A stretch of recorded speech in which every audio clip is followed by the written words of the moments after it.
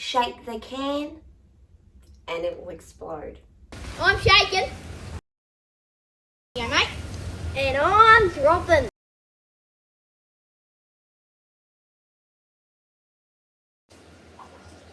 What do you think's gonna happen tonight? Spawn out. Oh!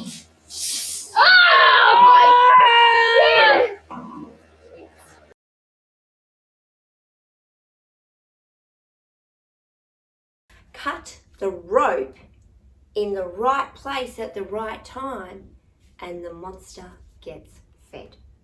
I see what you've got to do. You've got to cut it at the right spot, or otherwise it won't go in the right place. Oh, he's trying a harder one. Will he be able to feed Om? He does. Let's see if he can get even harder. Level 22.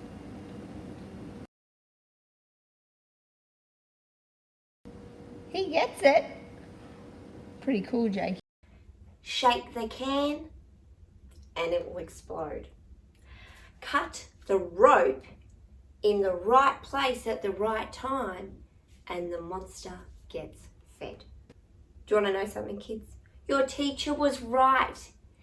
Every cause has an effect and every action has a consequence, both good and bad. Yes, we know when we do something wrong, we are forgiven and we can ask God to forgive us of our sins, and He takes away all our sins, past, present and future, and we are made righteous. But getting rid of our sin and God solving the sin problem doesn't mean that there aren't consequences to our sin. Let's say I stole a car. I say sorry to the person whose car it was. And I say sorry to God. I'm sorry I stole the car. And I get forgiven from God. He says, yes, you did the wrong thing, but I forgive you. But guess what? I still end up in jail. Okay, that was a little bit extreme. How about I say unkind words to my friend? The consequence? She might not want to be my friend anymore. Or I told a lie to my mum and dad. They forgive me and God forgives me. But guess what? They might not trust me again until I prove myself.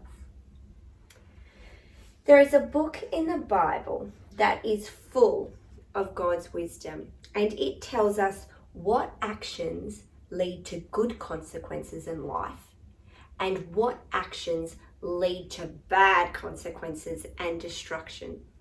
And the book is actually Proverbs, and it helps us, if we read Proverbs, it helps us consider the long-term consequences of our actions.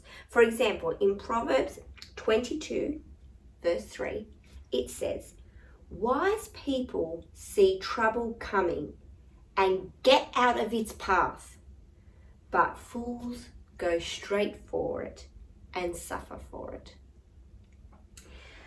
When we actually look at the sadness and suffering in our own lives, usually we don't have to look any further than ourselves, because it's usually our sin which is the underlying cause of our suffering. Therefore, what should we do?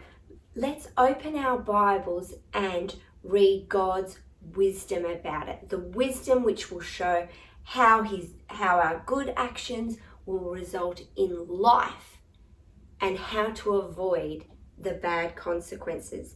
And He did this because He loves us. He wants us to live abundant lives. And in Proverbs 22 verse 4, it actually says, respect the Lord and be humble. Then you will have riches and honor and life. Now that sounds like a cause and effect that I should learn.